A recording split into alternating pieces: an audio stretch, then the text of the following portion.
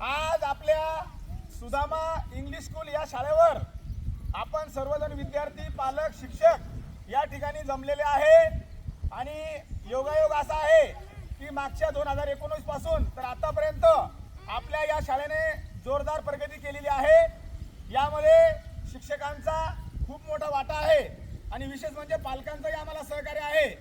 आज या ठिकाणी मी आपल्याला खुश खबर सांगणार आहे, ती म्हणजे मागच्या वर्षी आपण 3 स्कूल बस आणलेल्या होत्या, तिन्ही भरून जागा नसल्यामुळे या वर्षी टाटा मार्को पोलो कंपनीची सर्वात मोठी, जिची शोरूम 30 लाख रुपये प्राइस आहे, एवढी मोठी गाडी या ठिकाणी आपण तुमच्या विद्यार्थ्यांसाठी आणलेली आहे। सर्वांनी एकदा टाळ्या वाजवायच्या आहे। Very good. दुसरी गोष्ट, अतिशय महत्त्वाची दुसरी गोष्ट, लक्ष द्या।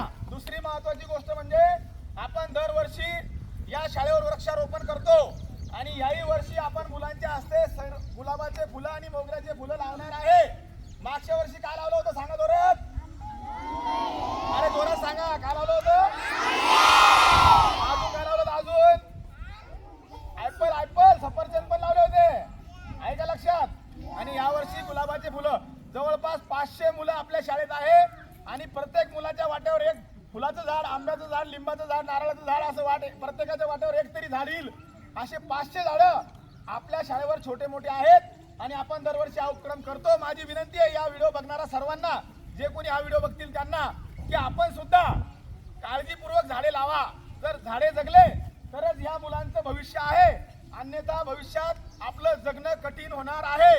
म्हणून आम्ही यानंतर पुढच्या वेळेस जो कार्यक्रम शाळेवर घेणार आहे, आमच्या सगळ्या हुशार विद्यार्थ्यांना आमच्या शाळेतर्फे, संस्थेतर्फे मुलांना झाडं बक्षीस देणार आहे आणि आपणही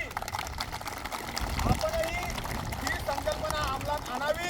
आणि पुन्हा एकदा एक शेवटची विनंती, व्हिडिओ मोठा न करता शेवटची विनंती, या वर्षी ऍडमिशनची संख्या खूप वाढलेली आहे, त्याच्यामुळे 2 दिवसात आपण आपलं ऍडमिशन फिक्स करावे, नसता आपल्याकडे बसण्याला सुद्धा जागा नाही आणि गाडीत सुद्धा जागा मिळणार नाही।